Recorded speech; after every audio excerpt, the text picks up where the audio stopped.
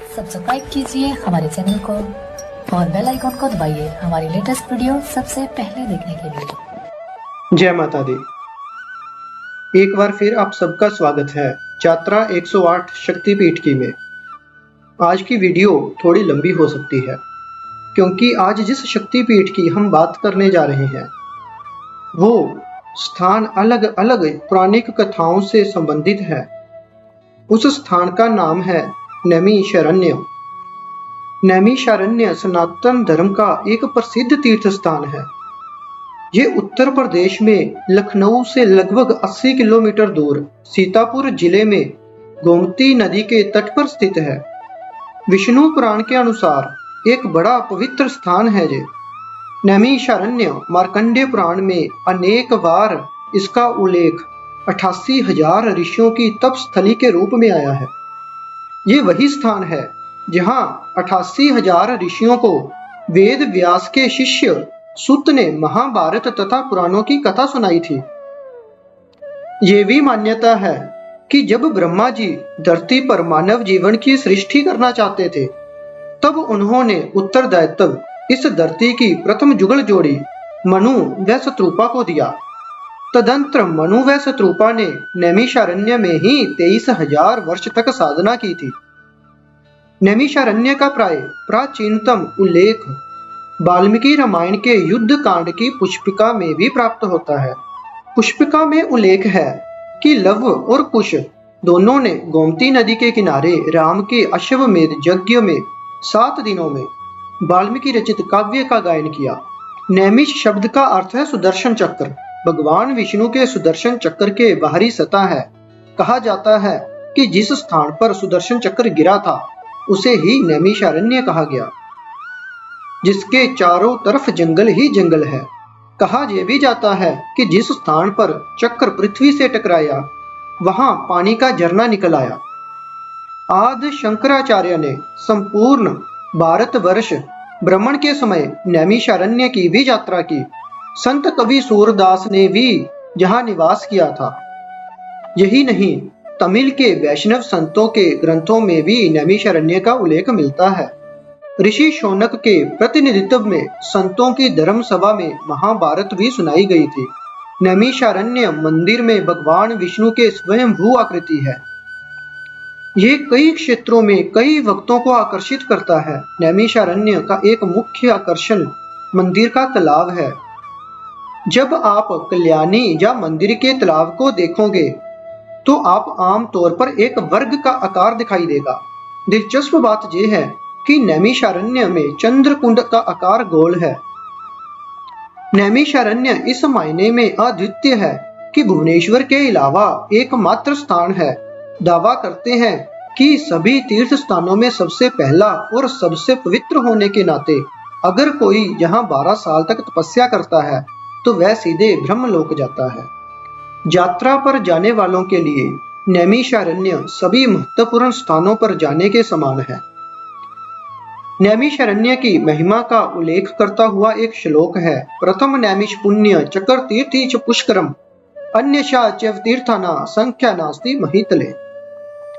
नैमिषारण्य मंदिर का समय सुबह 5 बजे से रात 9 बजे तक है। मंदिर दोपहर 12 बजे से शाम 4 बजे के बीच में बंद रहता है। आइए अब हम नैमिषारण्य का पूरा इतिहास जानते हैं। देवताओं ने इस स्थान को धर्म की स्थापना के लिए चुना था, लेकिन वृत्रासुर नाम का एक दानव इसमें बाधा साबित हुआ, जिस पर देवताओं ने ऋषि दधीचि से अनुरोध किया कि वह अपनी हड्डियों का दान करे जो राक्षस को नष्ट करने के लिए एक हथियार बनाया जा सके। भागवत पुराण में इस स्थान का उल्लेख आता है और इसे नैमिषी अनिमिषा क्षेत्र या भगवान विष्णु का निवास, जिसे अनिमिषा के नाम से भी जाना जाता है। भगवान विष्णु से दुर्जय और उसके राक्षसों का गिरोह इस स्थान पर 1 सेकंड में ही पराजित हो गया। उन्होंने गयासुर को भी नष्ट कर दिया और उनके शरीर को काट दिया, 3 बागों में गिराया, जो बिहार में गया में एक बाघ के साथ, दूसरा नैमिषारण्य में, तीसरा बाघ बद्रीनाथ में जाकर गिरा। निमिषा शब्द का अर्थ 1 सेकंड का बाघ भी होता है। ये माना जाता है कि ब्रह्मा मनोमाया चक्र यहीं गिरा था। जिसकी वजह से इस जगह का नाम नैमिषारण्य पड़ा। नैमिषारण्य वन में एक परिक्रमा पथ है 16 किलोमीटर का, जिसमें भारत के सभी पवित्र स्थान शामिल हैं। एक विश्वास के अनुसार नैमिषारण्य काफी पुराना है। किंवदंती और संतों द्वारा इस स्थान को काफी महत्व दिया गया है। ऐसा माना जाता है कि शत्रुपा और स्वयंभू मनु ने भगवान नारायण की यही तपस्या की थी और आशीर्वाद स्वरूप बेटा मांगा। भगवान राम ने जहां अश्वमेघ यज्ञ किया, पांडव और भगवान श्री कृष्ण के भाई बलराम ने इस स्थान का दौरा किया था। माना जाता है कि तुलसीदास ने रामचरित्र की रचना भी जहां पर ही की थी। एक और ऐतिहासिक पौराणिक दंत कथा है। भारत में हर दूसरे प्राचीन मंदिर की तरह जहां भी इस पवित्र स्थलों से जुड़ी कई किंवदंतियां हैं, उनमें से कुछ इस प्रकार है। ऐसा माना जाता है कि ऋषि नारद 3 लोकों में सर्वश्रेष्ठ तीर्थ की तलाश कर रहे थे। उन्होंने तीर्थ यात्रा करते हुए कैलाश पर्वत भगवान शिव का घर सहित जो भगवान और अंत में भगवान विष्णु के धाम होते हुए निमिषावन नैमिषारण्य जल निकाय पर पहुंचे, जो इसे सबसे पवित्र और शुद्ध पूजा स्थलों में से एक बनाता था। विशेष रूप से इस विश्वास के कारण ही इसे पीठासीन देवता माना जाता है और सभी दिव्य देवताओं के द्वारा पूजा की जाती है। एक और किंवदंती उस समय की है जब देवों के राजा इंद्र वृता नाम के एक असुर ने इंद्र को देवलोक से निकाल दिया। एक वरदान के कारण असुर अमर हो गए। असुर का वध करने हेतु इंद्र दधीचि की हड्डियां मांगने के लिए दधीचि ऋषि के पास गए ताकि वृत्रा को मारने के लिए एक हथियार तैयार किया जा सके। दधीचि ने तुरंत अपनी हड्डियों के दान देने की स्वीकृति दी और अपनी अंतिम इच्छा का उल्लेख किया कि वह मरने से पहले सभी पवित्र नदियों के दर्शन करना चाहते हैं।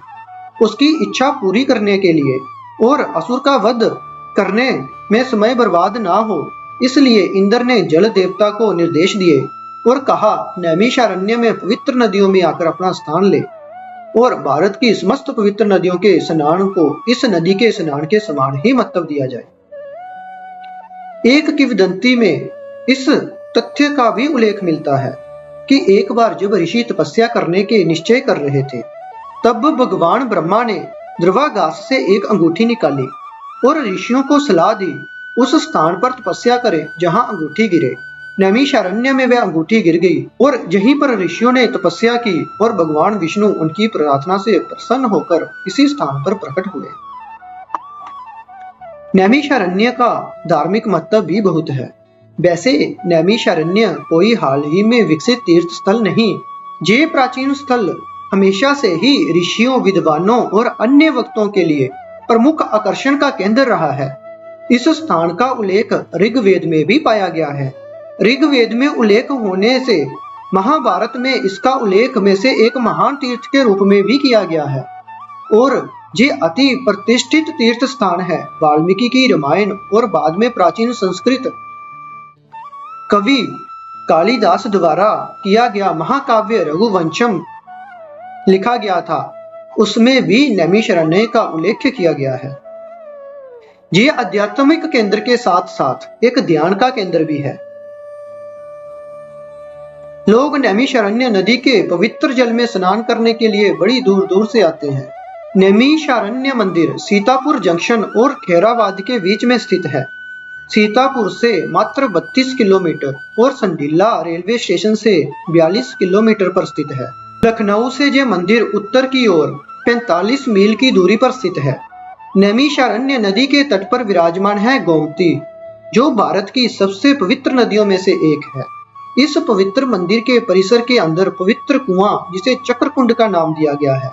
चक्रकुंडा भगवान विष्णु से संबंधित एक अंगूठी है और उस कुंड के पानी में पवित्र डुबकी लगाने के लिए कई लोग यहाँ आते हैं। जहाँ घूमने के लिए कुछ पवित्र स्थान इस प्रकार हैं। सबसे पहले आता है व्यास गद्दी। माना जाता है कि यहीं से वेद व्यास ने पुराणों की रचना की और अपने ज्ञान को जैमिनी, अंगीरा, शुकदेव, वैशंपायन और सुत्त में बांटते हुए वेदों को 4 भागों में विभाजित किया था। इसके बाद आता है श्री ललिता देवी मंदिर। जब शिव जी की पत्नी मां सती ने आत्मदाह कर लिया, जिसके बाद शिव ने मां सती के शरीर को उठा लिया उसका शरीर 108 भागों में विभाजित हो गया।